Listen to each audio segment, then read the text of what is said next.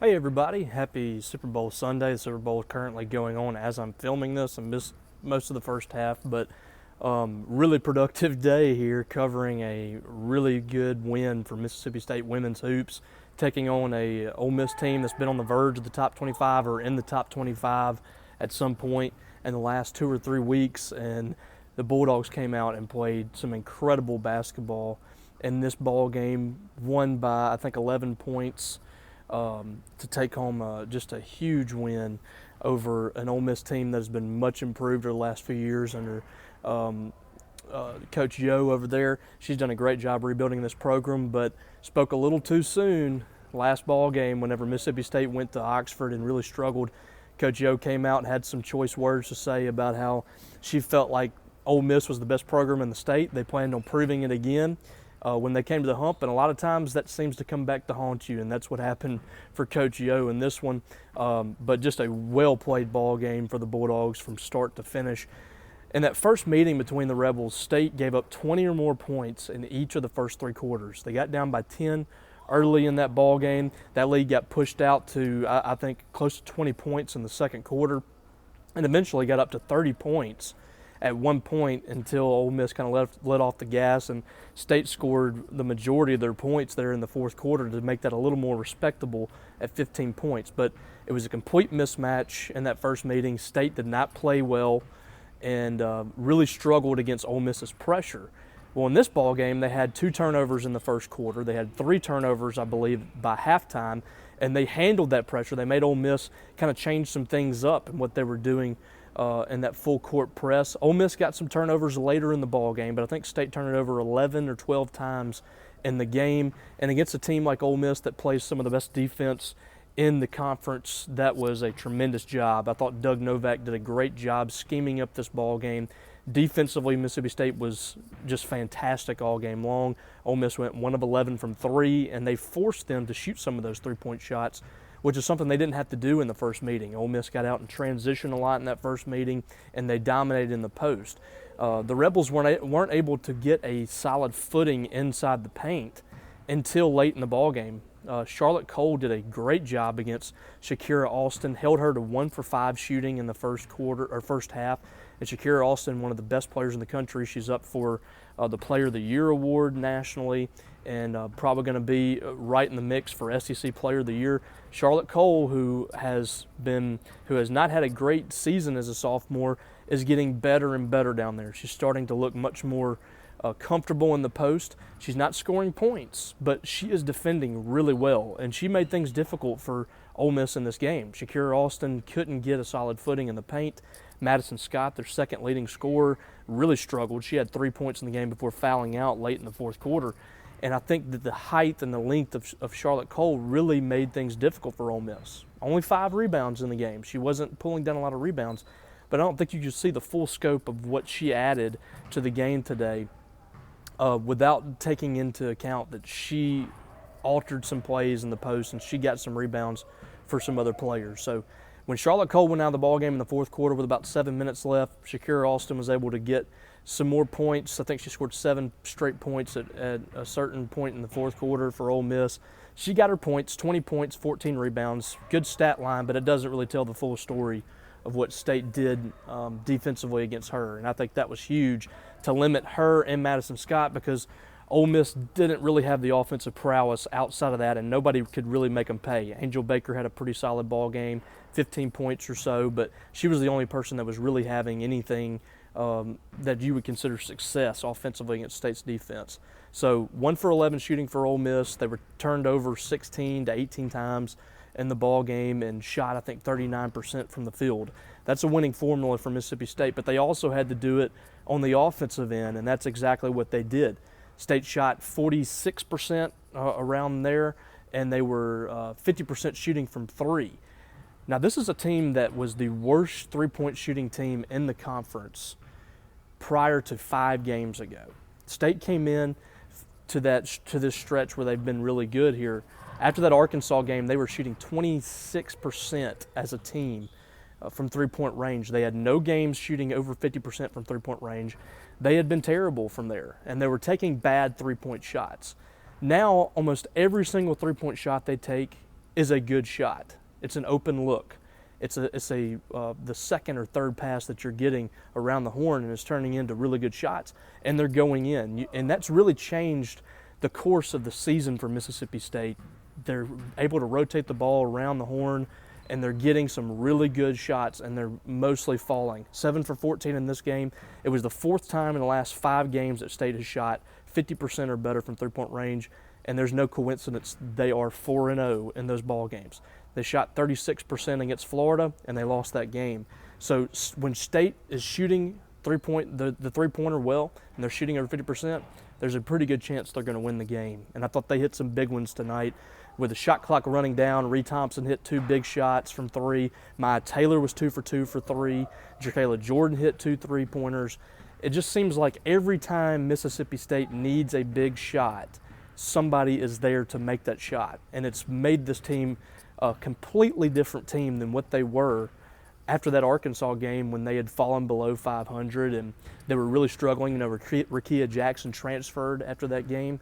Since Rakia Jackson has been gone, Mississippi State's 4-1, and they are 6-1 without Rakia Jackson this season. So this team has really found themselves. It's a select group of players now. You're down to 7 players. When Charlotte Cole went out of the ball game, they had 6 players left. You're 2 more players fouling out or getting injured in that ball game to being under 5 players on the floor. And that's what State's dealing with right now, but they just won't stop. They will not quit. And it's been really inspiring to watch. It's been one of the most inspiring things I've ever seen around this program or any program at Mississippi State. And I think you got to give a lot of credit to Doug Novak and his staff, but I also think you got to give credit to these players. They have not given up. They could have easily given up. They could have hit the transfer portal. They could have just gone through the motions, but they've found themselves and they've rallied around this team to the point now that you're in position to make the NCAA tournament. And that feels just insane to think, but that's where Mississippi State is right now.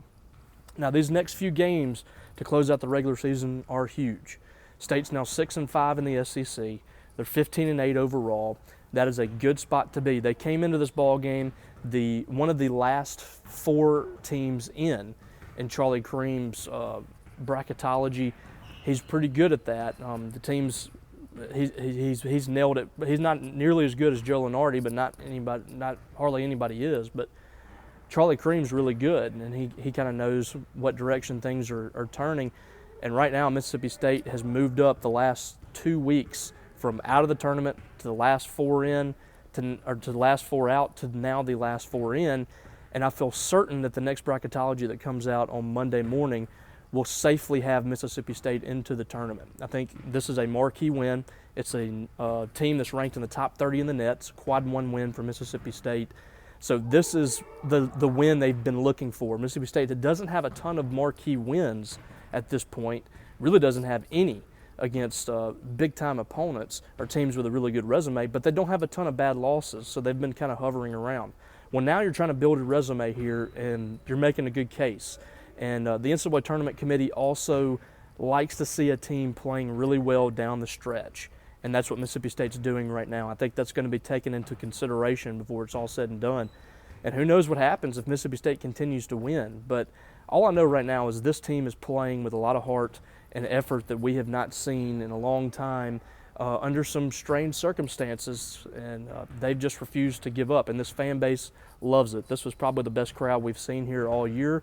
It's not the crowds of the past that we saw under Vic Schaefer with, monster 8,000, 10,000 crowds. But today, Super Bowl Sunday, and the circumstances of that being in play, I thought it was a really good crowd, probably close to 5,000, over 5,000. And the thing about it is they're a loud crowd because they love to see the effort that Mississippi State's given on both ends of the floor. And I think the attendance is only going to continue to grow for Mississippi State.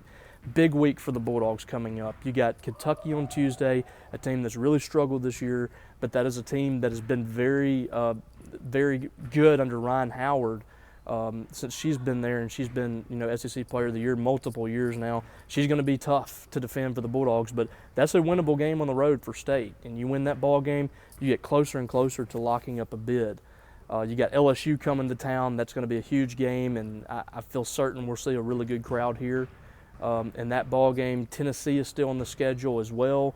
You go on the road to Missouri. You welcome Arkansas here with a chance to get revenge like you did against Ole Miss. So plenty of opportunities now for Mississippi State to really close strong here and build a resume to get back in the NCAA tournament, a place that they've grown accustomed to going over the last 5 to 6 years. Last year they missed out on it, and that was a tough pill to swallow for this fan base. But this team has all the opportunities ahead of them to do it, and I think Doug Novak is proving right now that he is capable of coaching this program. And we'll see whether or not he is the guy that steps in for Mississippi State whenever John Cohen decides to make that hire. But he's going to make it awfully hard on Cohen to turn him down. His fan base is starting to rally around this coach. And under the circumstances, the job he's done has just been incredible. And I thought the game plan he implemented today against Ole Miss was really big. And just a really huge win for Mississippi State to get back over 500. And now they try to win yet another game coming up on Tuesday night. So we've had full coverage on the website. Go over there and check out the game story. We've got interviews from Doug Novak, Maya Taylor, and Anastasia Hayes. And by the way, Anastasia Hayes, 21 points in this ball game. That's the 5th straight game of 20 or more points. She's done an unbelievable job. It's just a shame that she is not in the running for National Player of the Year, at least on that watch list. She's going to be a contender for first team All-SEC, and she should be. She's putting up some great numbers for Mississippi State. 8 out of the 11 SEC games this year, she scored 20 or more points, and she scored double digits every game. So she's been huge. Katerion Thompson has hit some big shots since she's moved into the lineup. Obviously, Kayla Jordan has really turned it on, back-to-back 20-plus point games. Maya Taylor was excellent today, and she's always been a consistent force for this team. So it's a lot of positives around this team right now. Let's see if they can keep it up. This is a big week for them. This is a week that could seal things up for them as far as the NCAA tournament is concerned. You have some opportunities here, and you have a chance to move into the upper half, past the midway mark of the league, and be one of the better teams in the league with a strong finish here. So should be exciting. Should be a fun rest of the year for Mississippi State and women's hoops. We'll be here to cover it all and follow this team every step of the way until the season ends. I want to thank you guys for tuning in once again to Talking Dogs here. If you aren't already, make sure you're subscribed to this YouTube channel.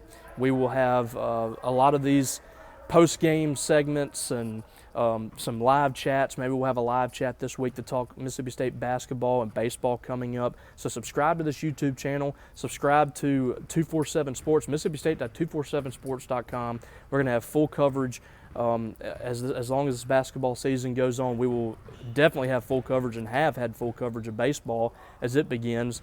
Tons of scrimmage reports already coming out for us there. Football recruiting. Also, we always have that, so come check us out. Subscribe to this YouTube channel, subscribe to 247sports.com, and stay up to date for all things Mississippi State. This has been Robbie Falk, live from the Hump. I want to thank you guys for tuning in once again, and hope you guys have a great rest of the weekend and into next week. See you later.